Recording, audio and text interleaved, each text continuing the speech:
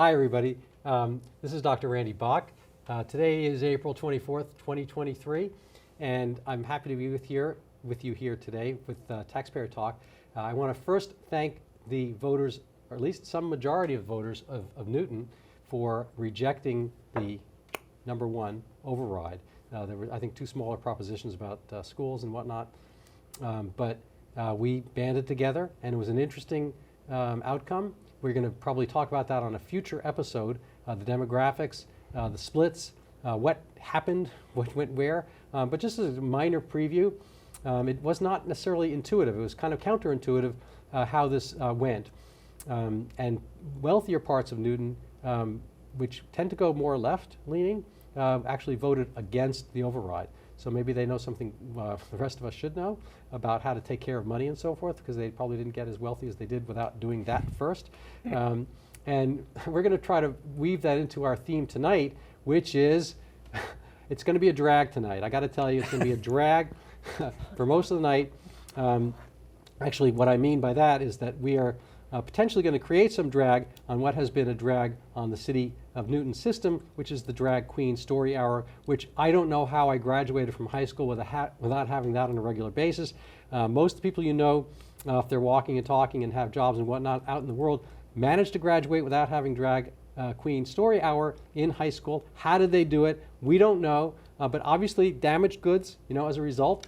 But we're going to be talking about this from a little bit from a taxpayer standpoint, from a legal liability standpoint, from a parental standpoint, and in order to do that, so you just don't hear my standpoint, I have a wonderful guest with me tonight, the esteemed attorney Neil Glick.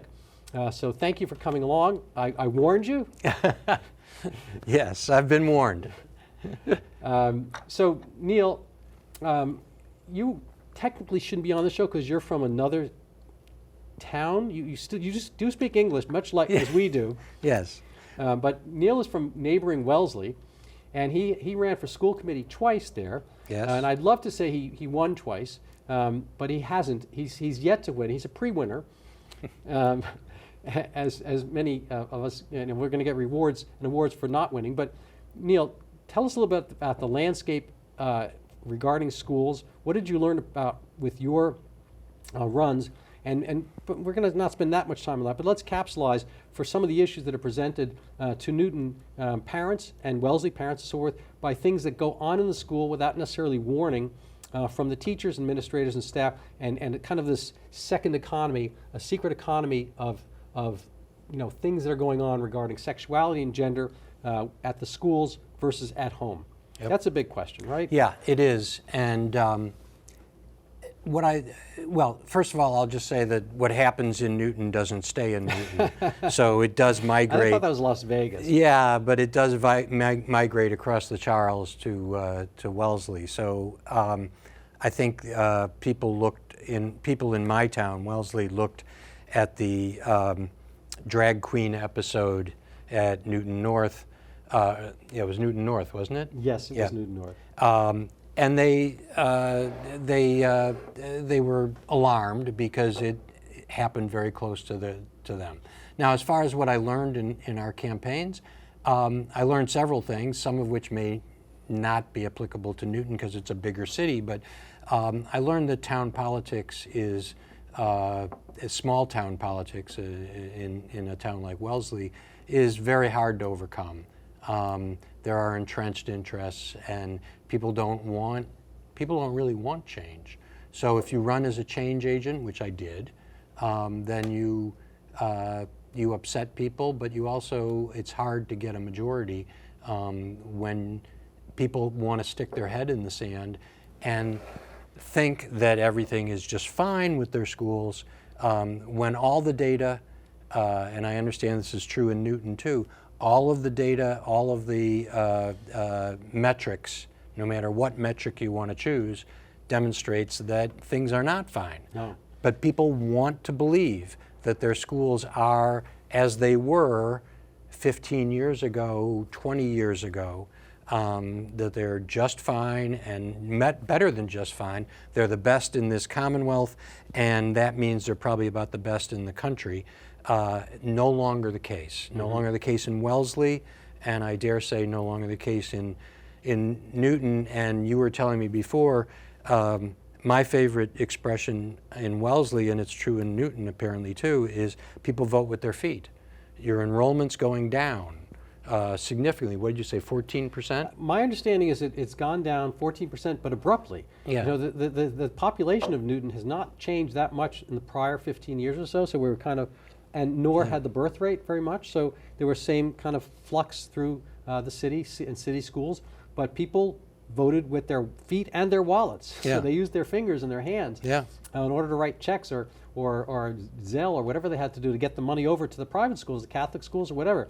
Because Catholic schools I know stayed open during COVID. So part of it was a COVID thing. Part of it was that during COVID, people were at home and they were watching the Zoom classes and they were like, oh my God. You know, right, and the excuse from the administration, the school administration in Wellesley, and I'm sure it's the same in Newton, is that, oh, well, it's all COVID related. You know, people left because of COVID and they didn't come back in the same numbers as they anticipated. No, that's not true. They left because what they saw when they were, as you were saying, when their kids were being educated at home, over the computer, what they saw they didn't like, and they voted with their feet. And the lines on the graph in Wellesley are frightening, because you see clear and chronic and steep decline in enrollment, and at the same time you see clear, chronic, and steep rise in taxpayer funding of the schools. They have less students, but more administrators. And I don't understand how that works. It doesn't. You know, Mark Stein, who's a TV pundit, I've met him. He's an interesting, smart guy. You should read his book, The Passing Parade, one of the best books ever. It's a collection of his obituaries, which sounds kind of morbid, but he's a very funny man. Anyway, he once said of General Motors, it's a very successful pension transfer mechanism with a failing automotive branch. Right.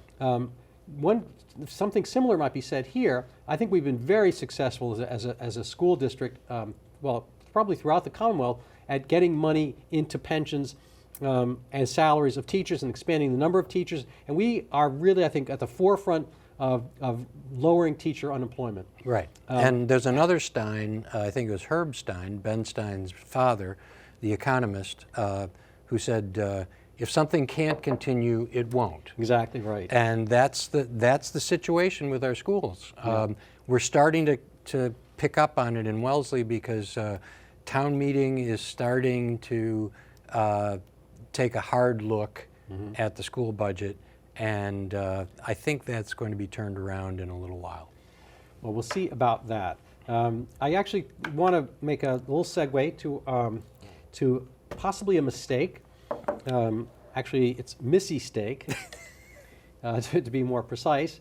Missy Steak, you may or may not know, was invited to our schools, and my understanding is it was done at the non-behest and non-request of parents. I think this is a functional, structural item that's happening within our schools. That here I've got a little graphic. Let's call that a circle. There's a loop, and you're either in the loop or out of the loop. And I think parents are out of the loop.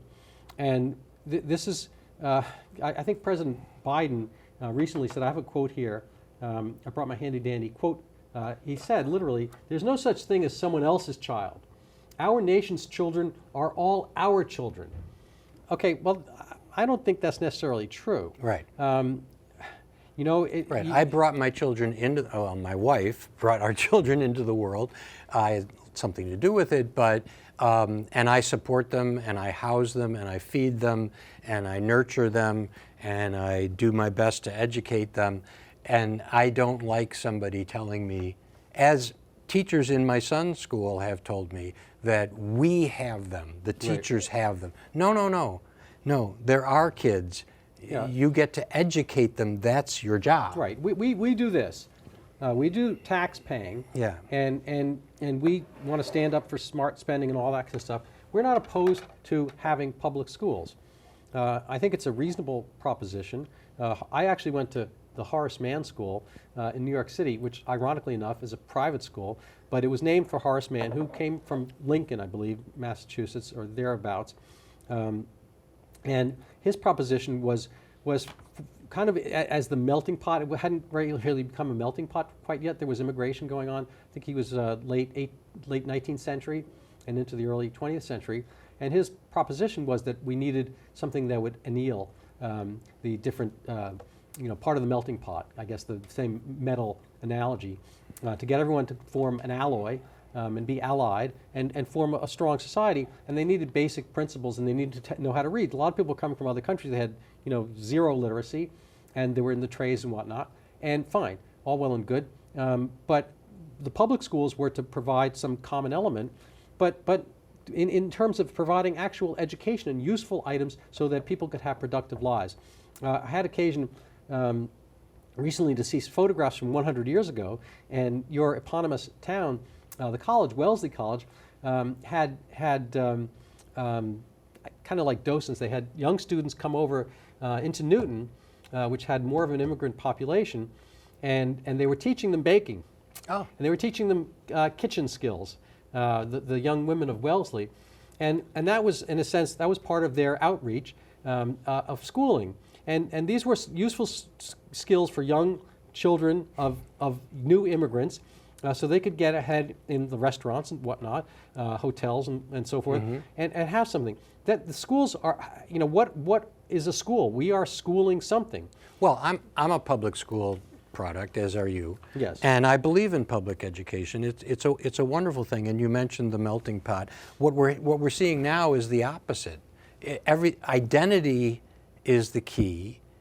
Identity politics is the key, and that, by definition, divides students into camps, and it divides us. It divides parents from students, as you just pointed out, but it also divides students amongst themselves, and they're put into categories. Absolutely. They're oppressor versus oppressed. A terrifying thing. Yeah. I find this absolutely horrifying, and people are uncomfortable about this. I mean, it's really hilarious, but not that this spectrum, something we call race, is frankly pretty what's the word? Non-specific. I'll give you one quick one. Jason Tatum, basketball player, was really happy to have Derek White join the team last year. And there's a quick little snip on TV where he kind of grabbed on Derek White. He just joined the team. He's being interviewed, and it's like, Jason, why are you so happy? He says, because he light-skinned like me. and so okay, are they black? Are they what? There's kind of a whole spectrum of color, and even within the black community, as it were, Jason saw affinity with Derek White. Now, I'm okay with that either way. I don't know if there's any fissure or between darker skin, whatever. But race is one of these things that you might see it one way, and others might see it another way. I grew up in New York City, and in my neighborhood, I wish in retrospect, I wish everyone told us, hey, you're all white, stop fighting, because they were the Italian kids, the Irish kids, the Jewish kids, East European, Jewish, whatever, and you couldn't go into certain neighborhoods without being under threat. Armenian right. neighbor, whatever. It was just like, and there was Catholic and Protestant. There was all kinds of fissures. People have been doing this forever, right. and what they needed was what Horace Mann himself wanted to promote. I went to public school originally, the first 6 years, and we didn't think about anything. We never heard about any of that stuff. We learned some math. I mean, I actually know how to count now. It's really awesome. The reading thing is so improved. Yeah. but the irony is where the CRT actually gets promoted, they are not reading at grade level. In Chicago, I don't even want to quote the statistics because I can't even believe them, but I've heard that only 2% of students in Chicago schools are reading at grade level. Right. This is your focus, teachers. I don't know if any teachers watch this show, but your focus is getting them to and above grade level. But let's talk about sex. Let's do that instead. Because it's absolutely right. It's so much more fun. It's such a more fun subject to talk about. But and getting back to reading and writing and arithmetic, because this all falls of a piece, I think. You know, I look at it as an education issue. I mean, teachers and administrators are professionals. They do professional work. They do great work. I mean, we have in Wellesley, and I'm sure in Newton, fantastic teachers. But you know, I'm a lawyer. When I go into court, I don't bring a drag queen with me. I just don't do that. It doesn't. You should branch out. Yeah, it doesn't help my presentation at all. And similarly, I just don't understand why we're spending in Newton, why you're spending precious education hours for our youth, which desperately need it, to explore the wonders of Missy Steak and the drag queen performance lifestyle. It's not happening in China. I can guarantee it's not happening in South Korea. It's not happening in Japan. Not happening in Germany. I just don't see, we're falling behind. Right. And you were talking about Chicago and reading scores. Think about your MCAS scores here in Newton, because I looked at them in Wellesley. I bet it's the same kind of thing. You know, yes, you're better than the state average. We're better than the state average. But the state average includes a lot of little Chicagos, such as Boston, Lawrence, Springfield, which are fine places, but I bet they're not really hitting it off the charts with education. There's a lot of new Americans, and they don't have the luxury of having had their parents be able to read in that language. You know, it's an amazing thing. You know, people want to learn. They want to get better. They want to improve. My medical practice was in Revere for 27 years, and I saw huge influxes of immigrants, and came in waves. Early on, in my career, there was Cambodians, and then there were Bosnians, a lot of others from East Europe and so forth, and then waves of Nigerians, and in between that, Moroccans and so forth. Almost all of them, if you come back now, they're in good positions, and they were working hard. I'm not saying every single one, but there was a certain time the Boston Globe used to publish the valedictorians of the area, up and down the whole city, and I would look at the North Shore, the communities and so forth. A lot of them I treated, Lynn and whatnot. And the valedictorians, this was probably in the 90s, were almost uniformly Cambodians. Yeah. Now, this is an incredible thing. Their parents not only didn't read in their own language, right, but insofar as they had languages at home or newspaper, whatever, it would be in a language that was completely not, you know, Roman, English, Germanic based, such as ours. They didn't use our letters. Right. It's a whole totally different system. And here they are, one generation, and they're valedictoria, and it's an incredible thing. And that shows the urge and the thirst for knowledge. Yes. My older brother, with whom I didn't agree on much, he was asked to coin a word once because we were in this school, and he came up with vorschent, and it was voracious, and scient was knowledge, was hungry for knowledge. And it's a great word, should be out there. Mr. Dictionary, Collins, or it's a great word. Get it on Wikipedia. So people have this hunger for knowledge, and they want to strive, they want to get better, and they want to improve. So you take people, you know, we talk so much about race these days in society. The actual Nigerians are physically darker. They're more African genetically and genomically than American blacks are. And they are doing better than the average of whites economically and on test scores and so forth. Why is that? It's a cultural thing, and it's a desire for knowledge. People need to get out of their political way so that people can get the things they need to do to get ahead. And what they need to get ahead, basically it's STEM stuff, but also, you know, expository writing, English, all that kind of stuff. And you know, we have to stop beating ourselves up, because, for instance, Wellesley, I won't speak to Newton, but I'll speak to Wellesley that I know a little better, but it's probably very similar. You know, we are not the lily white suburb that we used to be. I have a child in the 5th grade. I go to his winter concert, and it's a rainbow. It's a rainbow of Asians, South Asians, Hispanics, African Americans, and yes, white kids. but it is not by any means homogeneous. No, no. And It's a we've very achieved different our world. 10% in terms Exactly. of 40B. And so there's a point I kind of want to bring up. I asked my friend. It's hard for me to have friends, so I actually made one up. It's called ChatGPT. And so I asked my friend. I call him Chat. I asked him, from a Muslim's perspective, the use of drag queens in public schools. What do you think of that? And he said, or it said, it's considered inappropriate and offensive. In Islam, cross-dressing is considered a sin, and the promotion of such behavior to children contradicts Islamic values. Muslims believe that schools should focus on academic and moral education that does not conflict with religious values.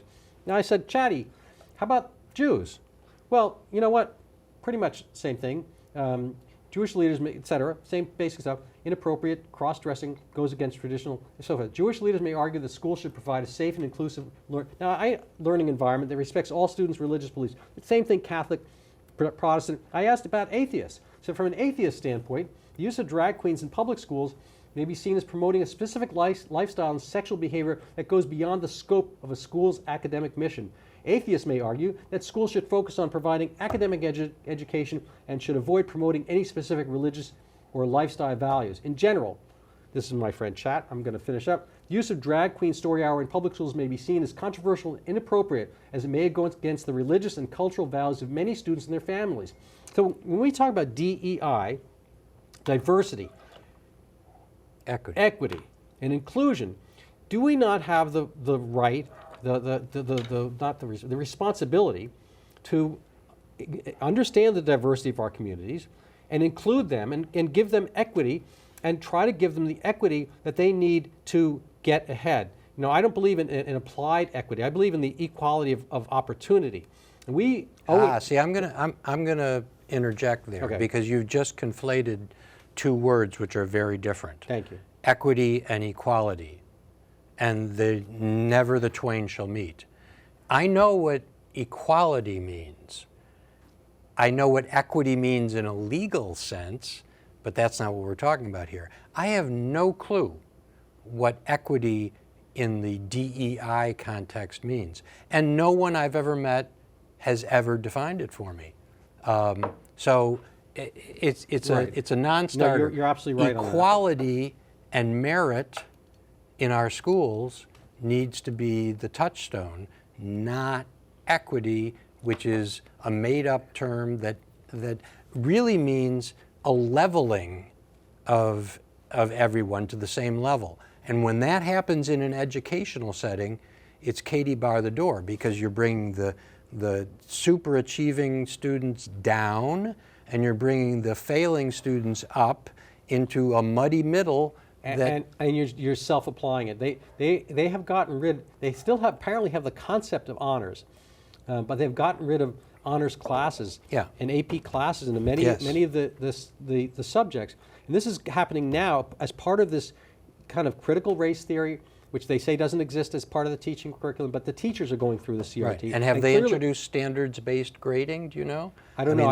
We only have 4 minutes left, okay. so I'm not going to have time to do that too much. I just want to bring up the fact. The analogy occurred to me. I was talking with somebody about this. I said, she said, well, no, they still have honors. They just have it all in one class. I said, well, how about if I go on the airplane? I buy a first class ticket, and you buy coach, and then we're sitting next to each other. And it's like I'm in first class, and you're in coach. Maybe I get a better meal when it comes, but no offense. I mean, the whole concept is that you've sort of done something else to get this different class. How about, and a better example, which doesn't sound as classist, is varsity teams. Why do we have varsity and junior varsity teams and so forth? Why can't there just be a team? And why should there even be any tryouts? Right. I mean, I don't see why. Why have competitions? Yeah, I mean, it's just, if you're going to do it to academics, why can't you do it across the board? Now, I think we all understand this is inimical to the actual existence and the enjoyment. I commend everybody to read Harrison Bergeron by Vonnegut. It's a great story. It's not going to take you long. It's like a 20-minute story. It is a frightening vision of where we're going by forced equity rather than equality of opportunity. Right. So I want to close with your words, and I want you to put your prognosticator cap on, not for football, but for the concept of whether there's any legal liability of the school system for what they did with the theater group in excluding white children from being part of a certain group, a theater project, and potentially from what's going on now by applying extra cultural standards and bringing in drag queens and all this kind of stuff in the schools quickly? There very well could be. We had the same situation in Wellesley, so maybe it's the reverse. What happens in Wellesley doesn't stay in Wellesley. It's happening in Newton now. We had racially based affinity groups, and whites were excluded from certain affinity groups, and some parents took the schools to court and won. They went to federal district court on a discrimination basis, and it cost the town of Wellesley a lot of money. It cost them, they had to hire specialized counsel. Their insurance costs, I'm sure, are going up. And the town lost, the parents won, and they changed the affinity group process in that effort. So if the same thing is happening, and maybe there's a wrinkle because of the nature of the play, I don't know, in Newton. Right, but there's some liability there. But And there will definitely be costs involved. The opposite of cui bono, cui peo. Who pays for this when the city loses? You Who is do. that? So hopefully not my group, right? No, you, specifically you. So Newton taxpayers, I'm the president of the Newton Taxpayers Association. I don't know why they chose me, but please join us on Facebook. We need to hear from you. You can reach out and we'll try to connect you with our efforts. The war has not stopped. The war is coming to you. If you think you're not a participant, just wait. I want to thank my guest, Neil Glick, and I very much appreciate your indulgence watching this show. If you do see it, there's opportunities to share it on Facebook, Nextdoor, and all that kind of stuff. I think if you don't have this message going out, that you can do better and have the schools be schools. I'm not against schools. I went to public school. I appreciate them, but they should stick to their mission, which is teaching the main subjects and staying out of the way. So I think that's pretty much it. You have any last words? Only that when you talk about teaching, biology is biology. And That's a good point. Yeah. So the leader who brought in Missy Steak is a biology teacher. And there are two sexes for rodents, for elephants and so forth, and the two sexes for us. And they should try to teach biology and stop applying extracurricular aspects politically. Thank you.